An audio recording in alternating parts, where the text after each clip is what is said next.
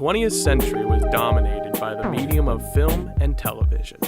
As these technologies expanded into American homes, they also spread into the nation's art galleries.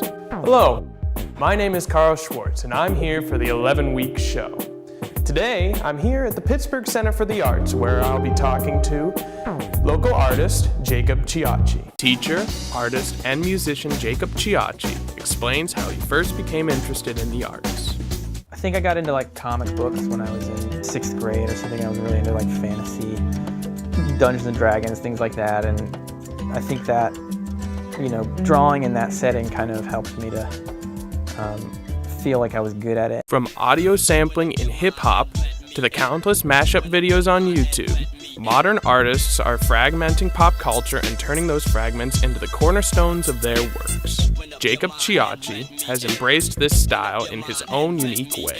His work reflects the rapid changes he lives with. It's about the experience of living in the 21st century. It's a reflection of my experience, but I hope that I create work that resonates with other people that are also experiencing similar things. While the 1980s and early internet culture are an obvious influence in Ciocci's work, there are others as well. A lot of my inspiration just comes from daily life, from walking around and seeing things that I may take pictures of, or if it's at a thrift store, I'll buy the little thing that I see that's interesting. Located at the corner of 5th and Shady Avenue, the Pittsburgh Center for the Arts is one of the premier spaces for modern artworks. Curator Adam Welsh tells us about the cluster exhibit and Jacob Ciocci's work. I think with this exhibit, I was trying to set up those relationships of different mediums, and some classical works or classical mediums to play in, and then more contemporary works, which I guess Jacob is sort of working in. The cluster exhibit brings together over 20 artists working in various mediums from the traditional to the avant-garde, with each piece carefully staged to interact with the other works. Jacob's latest work, titled Frozen and Trapped Forever, is composed of 3 different elements of art: video, audio, and still imagery.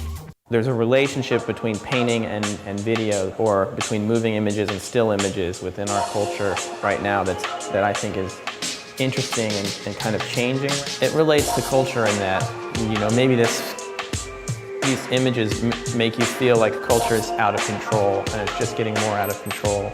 And so maybe these hands turning into monster hands is sort of a metaphor for that, of culture spinning even further out of control. Some of the reoccurring visuals in Jacob's works are eyes, teeth, faces, and demonic, intimidating hands. Frozen and Trapped Forever also uses religious, cultural, and science fiction elements. If you remember also, in the Poltergeist movie, there's the scene that she's staring at the screen, she's looking at a screen of noise. It's sort of this incomprehensible portal that she can't really understand, and it's about to explode into this paranormal world. With the advent of more advanced technology in the 21st century, the way art is made and displayed is ever-changing. Well, technology is flying pretty fast, so I think that's influencing most things. You can see it even from oil paintings and classical mediums. People are definitely adapting new technologies. As a modern artist, Jacob is working towards future endeavors personally and professionally. Present goals are just kind of continue what I have happening already and just grow on it and build it. I want to make better work, be better, be a better professor, be a better art teacher, make better music, perform better music, Those are my goals. Jacob leaves us with some words of advice for up-and-coming artists. You have to listen to what's happening with your work, just like you would with music. You have to listen when you're playing your scales. You have to listen and see, well, that one didn't sound as good as the last one. It's the same for art. You listen to what is happening in the drawing or the painting or the video, and you evaluate it and try and do it better next time. The ultimate advice is the harder you work, the more it will pay off.